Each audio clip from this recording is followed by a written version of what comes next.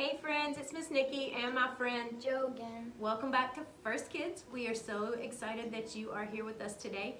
We have some really cool stuff on the table. We're talking about fruits.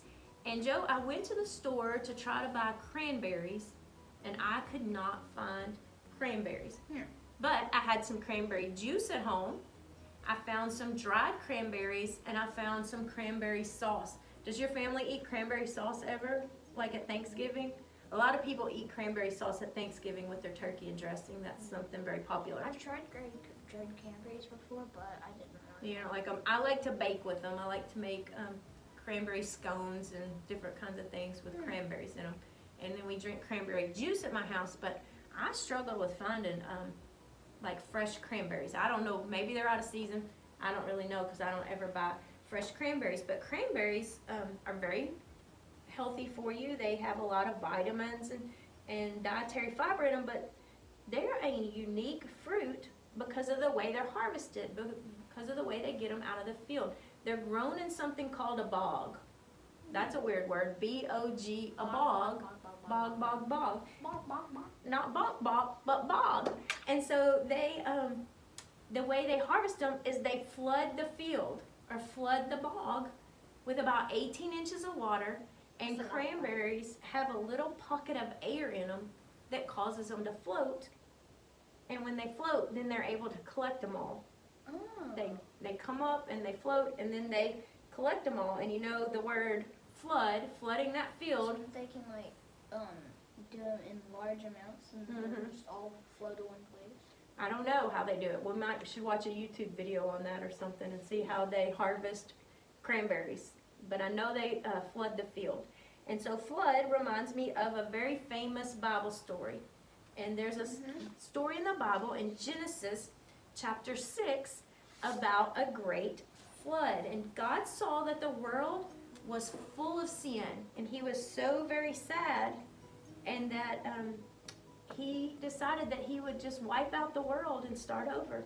But there was one person who had remained faithful to God. And who was that one person, Joe? Noah. Noah and his family had remained faithful to God, and God found favor in Noah and saved Noah. But God gave Noah some very strict instructions, and he told him to build something. What did he tell him to build? Told him to build an ark. An ark, a huge, huge boat, and to put all the animals on the boat. So two of each animal. Two of every kind of animal. One male, one female. One male and one female. And Noah spent years, decades, building this large boat. And people made fun of him because they were like, what are you doing? But he was faithful and he was obedient to God. And it had never rained. Noah was like, it's going to rain. And then it never rained. And the people were like, what is rain? They didn't even know what that was.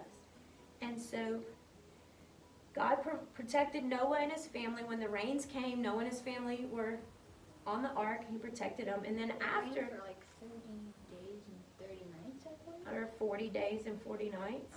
So I didn't know if it was 30 or 40. yeah, it was 40, and it just kept coming and kept coming, and it flooded the whole earth. That's a huge area. And then it just stopped. And then it stopped. And then at the end, God put something in the sky. What did God put in the sky? A rainbow. He put a beautiful rainbow in the sky to promise us that the world would never flood again.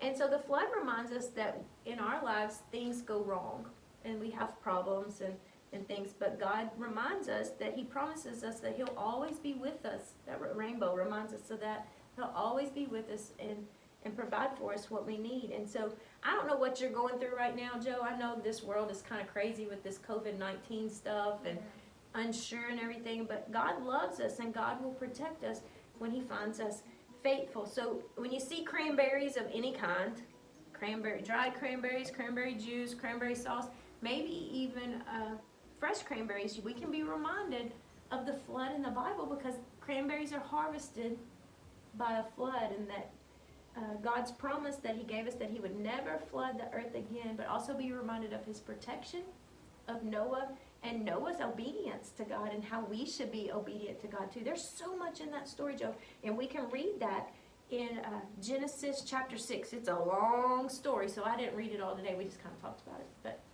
friends, just remember when you see cranberries, be reminded of that flood, and maybe go to YouTube and watch how cranberries are harvested. See you, friends. Bye. Bye.